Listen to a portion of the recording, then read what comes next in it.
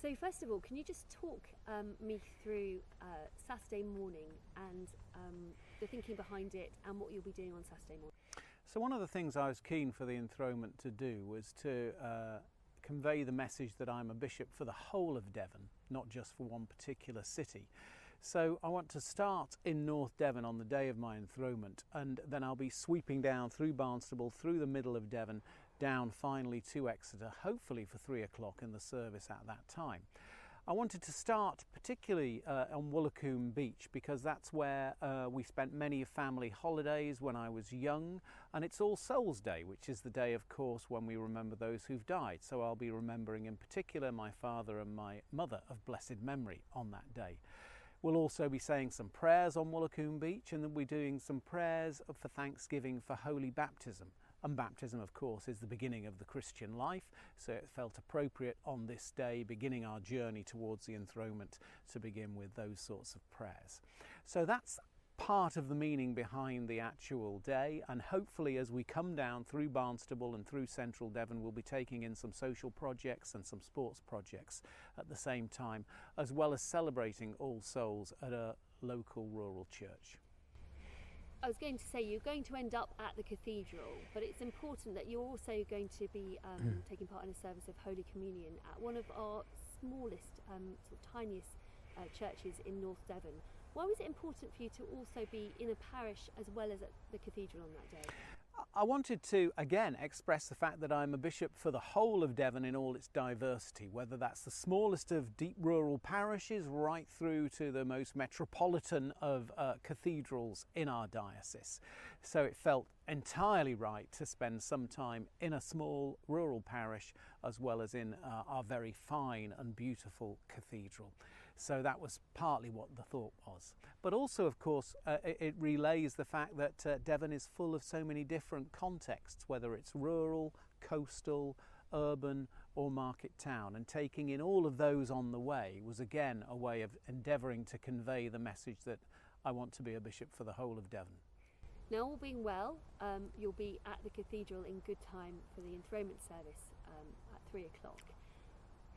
I know it hasn't happened yet, but how are you approaching that? What do you think will be most significant about the service for you? Well, I think one of the things that's really important about the service is it's an opportunity for us to celebrate the diocese and all things Devon. So it'll be a great opportunity to showcase that, I think, to the wider community and to the media. So that celebration will be really important, but also celebration is at the heart of our faith. You know, we are an Easter people and Alleluia is our song. So there's something about that note of celebration and partying that'll be really important.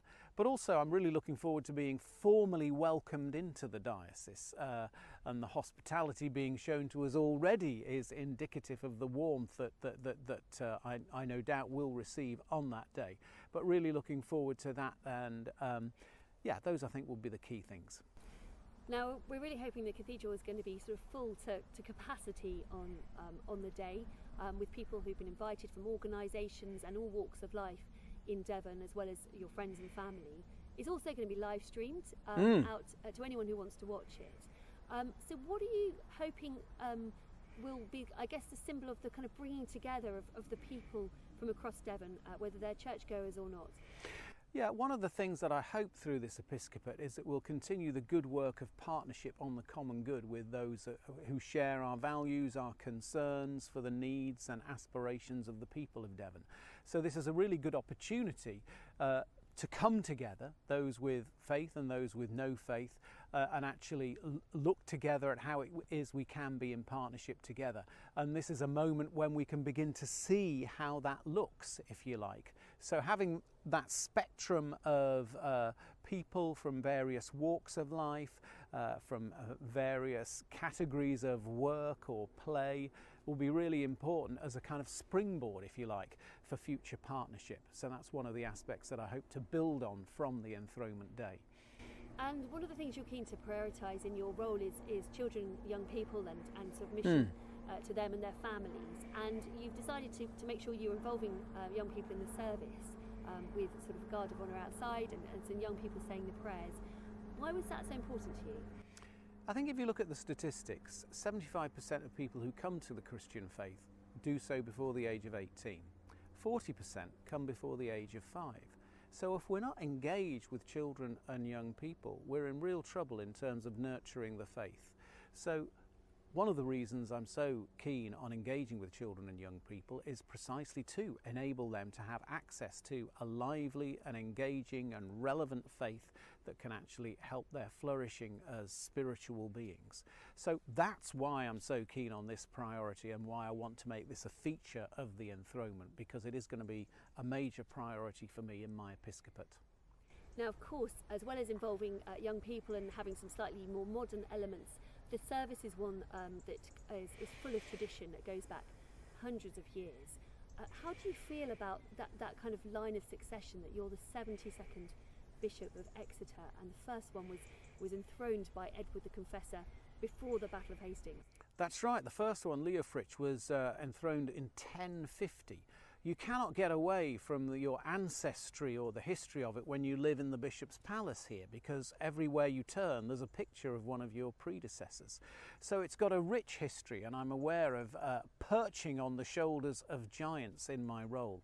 And we again celebrate the contribution of the Christian faith to the life of Devon and of Exeter through this. There'll be some very important moments that follow tradition, such as when I'm handed the crozier, a symbol not just of authority but also of pastoral care for the clergy and laity of the diocese, and when I'm actually put in the cathedra, the seat of the bishop in the cathedral. So I'm really looking forward to those moments which are so historically significant and root me in a much wider and longer narrative than my own life. I have to ask you this because I know so much planning's gone into this and preparation. Is there any aspect of it you're a bit nervous about, or you're thinking, I hope that goes okay on the day? Well, I wonder about how long the aisle is, and the nave aisle, and walking down all that way and then walking back up it with a crozier that I haven't actually held yet, but I'm told is notoriously heavy. I haven't been in the gym preparing for this, so I'm just hoping that all of my kit works well on the day. Thank you. And looking to next week, when you're sort of in your day job, you're properly starting now you've arrived in Devon and you've been enthroned, what are your key priorities for your first few months in your role?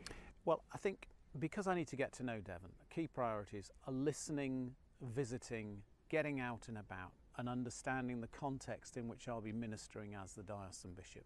Getting to know the people, both those immediately around me, whether that's bishop's staff, the diocesan staff, the cathedral staff, clergy, LLMs, laity, but also getting to know the geography and really understanding the context in which I'm set.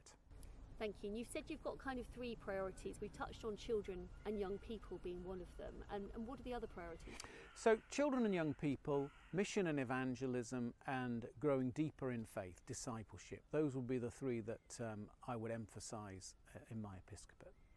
And for people in our churches and others who may be watching this interview, you've said that you want to be visible, you want to be someone that they can get to know.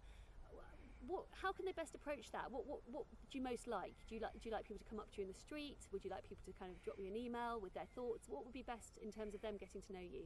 I'm a both and kind of a person, so there's no particular way I'm resistant of, to be perfectly frank. So I would hope that churches, if they want to see the diocesan bishop, they'd be in touch with the bishop's office about asking me whether I can visit or not, and diary willing, would love to do so. But if you see me on the street, please engage with me rather than avert your gaze. Similarly, emails, any which way, whatever's comfortable for you. Thank you so much. Well, we wish you all the best for the enthronement on Saturday and as you start your role over the next few weeks. Great. Thank you. Looking forward to it.